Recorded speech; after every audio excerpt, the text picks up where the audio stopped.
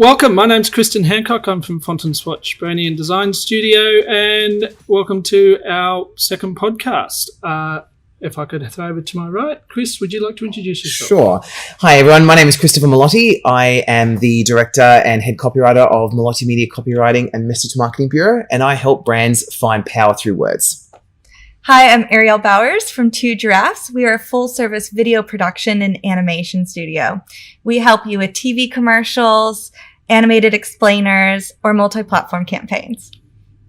I'm Mike Sandys from Oddball Marketing, and we're a full-service marketing agency focused very much on delivering actionable results. Thank you, Mike, and thank you for joining us in our second podcast. And today we're talking about what is trending in marketing right now and what you need to know. Another trend I'm noticing in marketing going forward is people like brands are starting to release tools, and I mean digital tools. So what I mean by that is I'm seeing, for example, there was an agency in America who what they did was they were doing similar to what I do with content writing and copywriting. And what they did was they got an algorithm together and put it where it helps you find the Google SEO keywords, and it's free. And so what they did was they completely shook up that market, and they used, even though they don't play in the tool space, they made it as a marketing initiative so they could collect leads from it. Now that you might be like, oh, that's not that amazing, but it actually is, because what they did is they changed their model completely from using like advertising to attract clients and things like that to actually saying, here's an actually functioning like tool that you can use. Yeah. And I feel like this is an underestimated space that marketing can play in, where it's like, okay, what do we do? How can we develop a tool that's just outside of our sphere that will tap into a few more leads and bring people in? And that's what's happening. I think it's even a little bit more general than that, because one of the big trends we're seeing in video is more educational based video. People don't want you just to advertise to them all the time. They want to actually learn and be educated. And you are becoming a thought leader by putting that education content out there. It's really this kind of soft way of advertisement, because you are educating your audience. But in doing that, you're educating them about your product, about your service, which in return brings them back as a business. So education and educational videos have become quite a popular tool in the marketing sphere, and a really good route to go down. Yeah. And that plays right into that tool. It's about giving something to your audience where they're actually gaining from it and not just being advertised to. Yeah. Right? And it's practical in its nature. And so for people who are considering this option, it's like, as I said, you look at your sphere and then you can say, who are my ideal clients, and where is something I can develop, like an app or an algorithm or something, a piece of software that you can say, you can put it here as like a Trojan horse, but it's not meant to be that sinister. It's like that how you can find dun, dun, dun. Right. But it was like this agency that did that. They scared a lot of the other tools that do a similar thing, because it gave people free access to it. So then every one of their potential clients went there,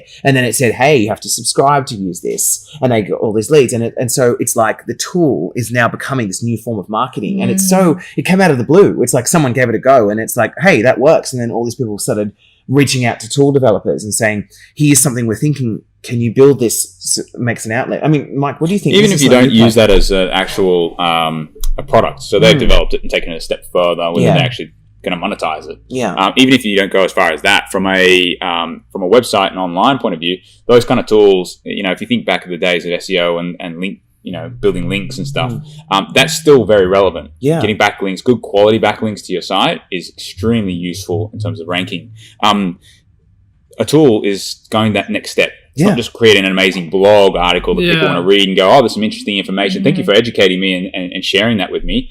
A tool is actually something that's very relevant and very powerful. And other sites going, hey, check out this site and check out this tool that's available now.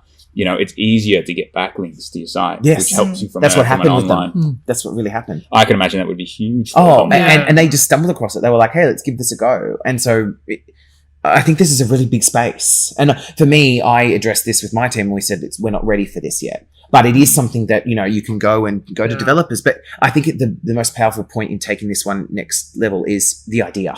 Like you need to come, like if, for example, if you're a website builder, maybe a tool that helps you identify those 404 pages. I know some of them exist, but they're more like throwaway software. Whereas if you could develop one that you can plug into your website and say, hey, this is a free tool that you can use to scan your website and take it further and further. All of a sudden you're tapping into these people that go, I don't know if my website's any good. They put it in there. It tells them if their website's any good. And then it goes, hey, we can do it. We can fix these problems. Yeah. That's how a tool becomes powerful. Absolutely. I mean, if you think about it that way, you're using it as this sort of pre-sales funnel kind of tool that helps them to self-diagnose and identify that, hang on, I got a problem. You know, and I need to talk to someone about it. Who am I going to talk to? Well, the people who built the tool. Yeah, it's right there. You're in our space. Right there, and I think it's underestimated by a lot of marketers. So, and I think it's the next step on the free content piece, because I think tools. The free content is still an essential part of your marketing piece. But people are wise to I'll click on your site. That free content looks really interesting. Can I download that? Yes, after you've entered all of your details. Yeah. People are quite wise to that, and I think particularly the younger generation are a lot more comfortable with entering their details, but people in particularly my space, possibly less so. Still getting. What do you their mean heads by that? around MySpace. I'm nearly in the He's showing how old this is on MySpace, right? Yeah. But I actually found that that trend's now reversed with the younger generation. Yeah. I find there's there's the older generation that don't want to give their details, and there's the middle generation that do, and then the newer younger generation are going, I don't want my privacy out there. I don't know. Have you found that? I found that there's a new younger generation that go, I want to lock everything down. I don't want to give my details out. I don't know if you found that. I find that a lot. I mean, we were starting to work with some partnerships with TikTok advertisements, and I definitely see quite the opposite. Oh, do you? Okay, there you go. In the sense of on TikTok, the younger generation, they're very much sharing so much of their life and their soul and their stories and themselves to a point that we never did. Right. Even funny. Back in the day when we did just Facebook, we were like, eating a salad, it's yummy, right? They were still quite, Please don't bring that time up. And then now it's more, we use it as like, the political atmosphere, but they're actually being a lot more engaging with their personal feelings and stories and awareness. So I actually feel like they're engaging with each other on a whole nother level, and to the world. I think that also that means that we have a certain level in terms of marketing. We've got a certain level of responsibility. Yeah. That as we sort of see a generation of consumers who are prepared to put up their information and stuff, then as marketers, we need to look at that and respect that and say that that's actually very beneficial in terms of the way we can work with them and work with that to provide great content or great products and services that can support them, so long as we don't abuse that trust that they've done in us. And that could easily turn in a couple of years' time where you get a bunch of marketers and they're doing stuff that then just abuses that, and then all of a sudden they just shut off to it. Yeah. So, I think that's something that's, there's definitely that big responsibility as a trend in terms of us earning trust and then maintaining that trust by doing the right thing. Yeah. So maybe if I go along the panel, Chris, final thoughts? Yeah, look, I would say embrace new and look at new forms of marketing. Don't forget to keep your current ones going. Like I said at the start, is making sure that you're taking all these you're open to these new practices, but not saying let's do them all. It's like, okay, let's strategically pick what we can do, what's going to get the most impact, what's consistent with our branding, and finding a nice mix is the best way, I would suggest. Ariel?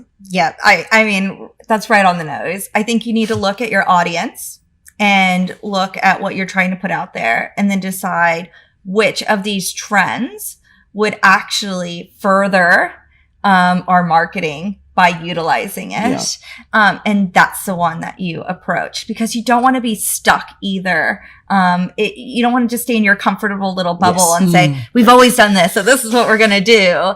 But you also don't want to just go wild on any trend possible. Yeah. It's about just constantly looking at where can I go to evolve my marketing and really reach my audience in the best way possible. And that's what you should head down. Yep. Yeah, I would agree with that. If you, as a business, we should all look at where we fit and where we are in terms of the type of business.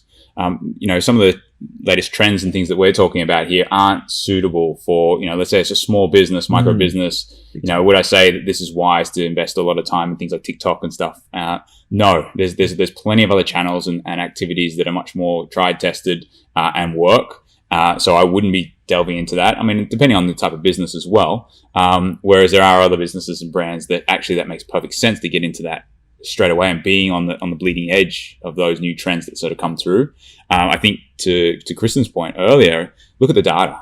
Yeah. Ultimately, in terms of the activities you want to do, test it, trial it, see how you go with it, see what the data says about engagement and what's happening and the type of customers you're interacting with. And then, because the data's out there. There's so much data, unlike years ago. It's everywhere in terms of every platform that you work on. There's information coming through around what's going on and how the engagement's happening there, because they all want you to be advertising with them or continue to do activities because you can see results out of it. So have a look at that information, dissect what's working for you, and continue with it, the ones that are working. Yeah, excellent. Great. Yeah, look, I would just reiterate what you guys have said. I think Chris made an important point. Don't be closed. Marketing evolves. It evolves naturally. Stay abreast of how it's evolving. But that's the important word that I think, emphasising what Ariel said, evolve with it. You don't have to be at the leading edge. You don't have to be at the precipice making the decision as to whether, if I do this, am I the next big thing? You can very comfortably come in behind in the vanguard and follow what others have done and be successful.